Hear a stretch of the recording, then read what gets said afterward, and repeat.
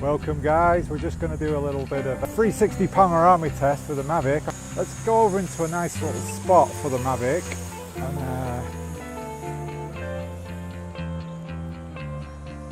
So there's kind of an area between two bridges here. If we spin around you can see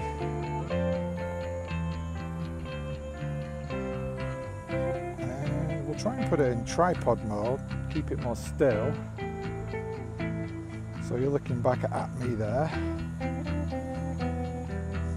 and we'll knock it into portrait mode, which normally's got default. It's down on the D-pad thingy-majig, and we'll kind of focus it there, and we'll try that. So basically we'll just turn and do a picture, and we'll try and get them to overlap a little.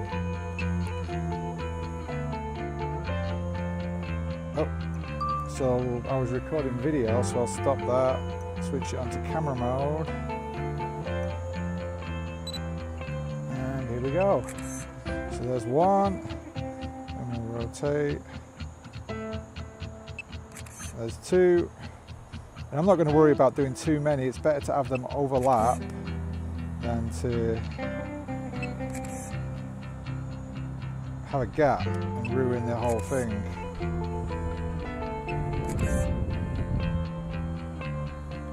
So we'll try and do a full 360, obviously we can't do above us.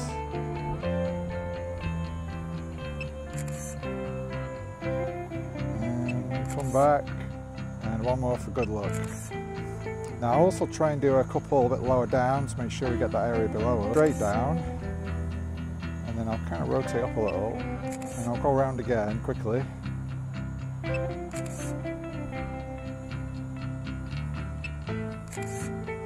Make sure I didn't miss a bit there, because you will. I mean, it should be fine in portrait mode because we are capturing a lot of the vertical.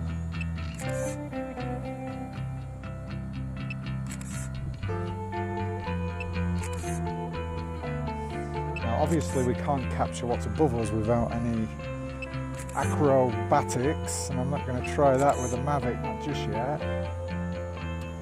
So I'll jump back into video and bring it back in so you can see what that looks like.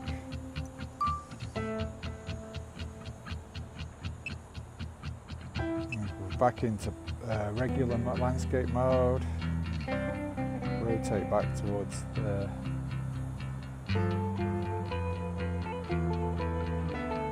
that's the wrong bridge, we don't want to go towards that one, and we'll come back towards this bridge.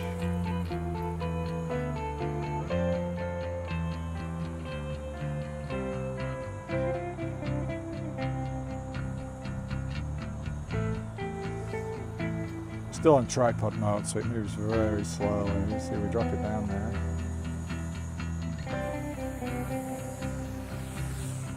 And there we go.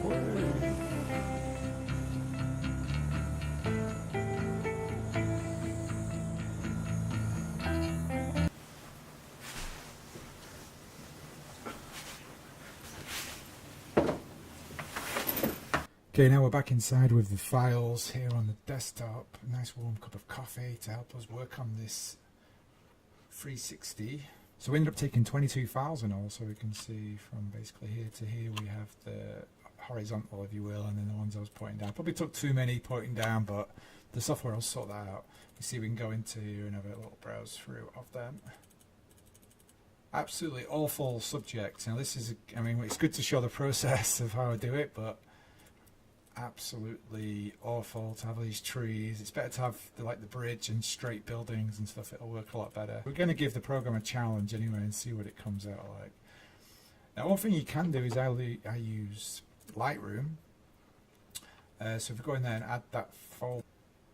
Now this is one of the only things I really use Lightroom for, and it'll basically allow you to edit the file, so we can go into develop and we can basically tweak, try and pick one in the middle somewhere. And you could do them individually, but the reason I use Lightroom is because it lets you do them all at once. So you could go in and like tweak this around a little, play with the contrast, highlights, shadows. Because they're all going to be very similar because they're from a very similar location, I made the mistake on the drone to not turn auto exposure to manual. It should have been on manual, because as I rotate around it would have changed the exposure, so it's going to mismatch a little bit. So yeah, we can go in here and correct, it's just one photo, and then we can copy the settings on that. Develop, I think, develop, copy settings. So we can see here all these bars are changed to what I just did, and I'm not going to do it too perfectly, and then the rest of them will be flat as it was imported. So if we go back to the original, should have a little icon there to say it's been changed, developers adjustments, and then we can do like a Control Alt and click that one, and then on these paste, develop, paste settings, and it'll go through all those guys and basically do the development on all. You can see it flicking through. I can just do a sync on that and it'll come up with this box. And now if you click on any of them, you can see it's propagated those settings across all the pictures. So that's just a really good way to apply your changes to many pictures at once. And that's one of the only really things I use Lightroom for. Okay, so we go back, so we save all our pictures in Lightroom, and then we come back in here and we've got all our pictures. And then the program we're going to use to stitch all these together into a 360 sphere. Back with our pictures in the folder, and now we'll open them in a program called PTGUI, and I'll put a link to this in the description. You can download a trial of it. I've been using this quite a while and it's really good. Now there are many different programs you can do this in, and this is just one of them. There's many ways, like there is programs where you can just take pictures with your camera, with your mobile phone, it'll update them straight into Google Street View, but we're just going to go through this because this is what I use. So I've loaded all those pictures in there, and it's quite a lot, and then this will basically, it'll try and stitch them all together automatically for you, and then it gives you a lot of options. I mean, this is a very high functionality program, if you will, to do this. So if we go to control points, you can see at the top here we have all our pictures. So it's 1 to 21, and then we just choose on the left which one we want, and on the right which one we want. And then so what it'll do, it'll say these pictures, they've stitched them together, and you can say what are similar positions on them. So you basically help in the algorithm it has to stitch them. And as I say, this is why this is a bloody awful demo really, because we haven't got really good straight lines of buildings or windows or details within the picture. You know, we really have to dig in there, but it has found some itself. It really should have 4 per picture, but it generally manages, I think.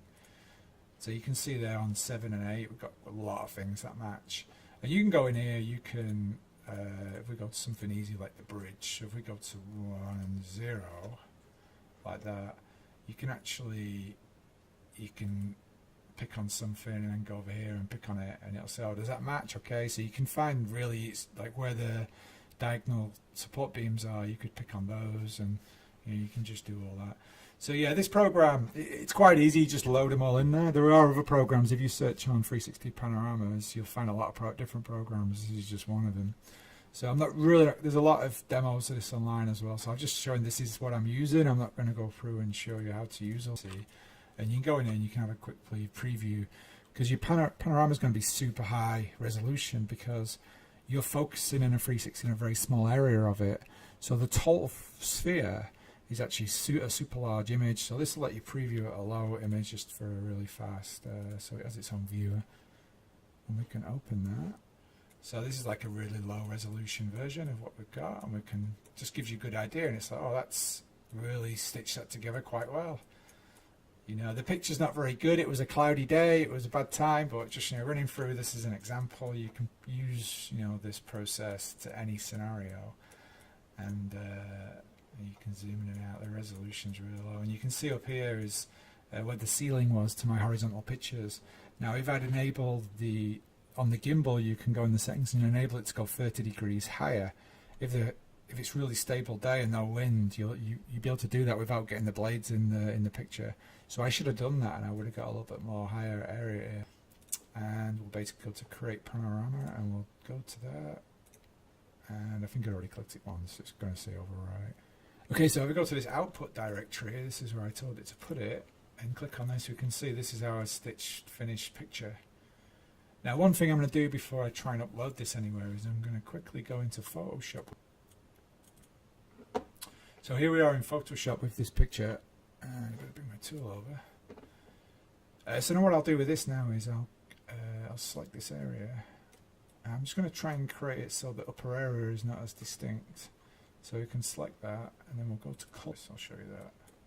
So we're just picking it, and it'll take the color, whatever it is. You see it jumping around. So we'll take something in the sky because it's going to color the rest of it in. We'll go to bucket and fill that. So you can see it's really quite similar, and I left my select on so it highlights that a little bit. So I'll just go and deselect that, and you can see there's a line there, but it's not as dramatic as it was when it was black. And a really good thing we can do here is go to, and I'm not a Photoshop pro, so I'm sure there's many a better way to do this. Please leave a comment if you can give any tips on any of this process. I've not been using it that long. So in here I'd go to like rubber stamp, and I make it quite large. Choose an area of colour, and then you can just run over it and kind of just get rid of that line. It just makes it a little bit more blended from one to the other. And obviously where the trees are, it's just going to blur it a little, which make it not so obvious. So I'm really rushing through this. You can spend a lot more time on it. If you think like doing it this way, you're going to get a really good high resolution image that's well stitched. That's better than like a mobile phone would do. Moving up, I can auto upload. There we go. So very quickly, and the bottom's done quite well itself because we took a lot of pictures straight down. Now if we'd used the 30-degree gimbal mode, we would have got a much higher horizon here as well, and that you'll see the way that all merges together in the 360.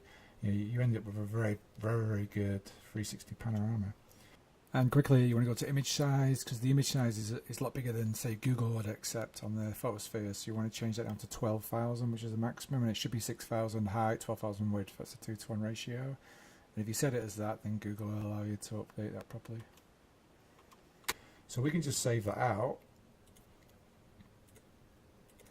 Okay, now the way I'm going to upload it to the web and it creates a 360 is by using Google Street View. Now Google Street View is slightly different than Google Maps. It's similar, but it is a different application. So if you search on Android or Apple and find the Street View app, what we can do then is we can upload this picture to Google Drive, and you can upload it anywhere else as well, but I'll just show you using Google Drive. An area called Pano, and I can just, this is the test file, so this is what we just saved in Photoshop. Open that and we can have a quick see of it. It's a huge picture, so it's taken a while. So I'm saying it's like 50 megabyte JPEG, so it's pretty big. And you can see that, and then we can just drag that into the drive. And back inside the app, we can choose the middle one, which is the import 360 photos. Go to your Google Drive, that's where you've updated it. Select the file, and it will upload it as fast as can be, hopefully. And once it's imported it, then you can go to choose an address nearby that when people search, or it'll pop up in Google Maps, and you can choose that. It kind of associates it with it. And then you can publish it. So you click on publish, and you'll see it start doing its encoding or whatever it may do there. It takes a while.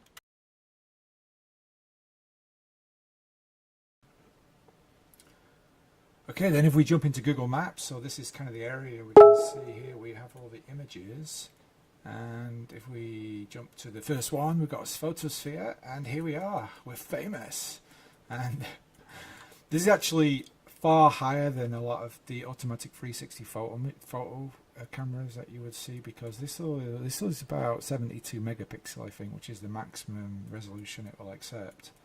So if you do a really good picture, you will see it here, absolutely fantastic. You can see the faded area Doesn't look too bad. If we move around to where the trees are, it probably look like low cloud or something. There's not really much we can do about that. If we had that gimbal 30 degrees higher, it would have been better. So yeah, you may see like these photo things that you hold up with the lens on both sides. They do, 8 megapixel, 12 megapixel, but this is 72 megapixel. So this is not a great one, because I just kind of showed you the process, and the day I took the picture it was kind of almost raining and cloudy. You can see it's fuzzy in some areas, but with those tools you can really if you spend your time you can get fantastic results, a really good resolution. This is also viewable in, if you've got like a Google Cardboard or a little 3D viewer for your phone, you can just actually tap that option inside Google Maps. If you click this, you tap the option and you can look around and use a sensor on your phone to look around in these. So it's quite good. Also, I think if you add 50 of these, then Google may give you the option to actually do these and make a little bit of money with doing them, even inside buildings and things. Now, obviously not with your Mavic, unless that's tripod mode maybe. Okay, I hope you enjoyed this. If you, I'll put a link in the bottom to this one so you can have a look, even though it is a bit crappy obviously in certain areas as I rushed it. But you can have a look at that, and if you do any of these using your Mavic, please post them in the comments. I'd love to see them, and let's hope we get loads of aerial 360s out there. And I'll see you in the next one. Bye bye.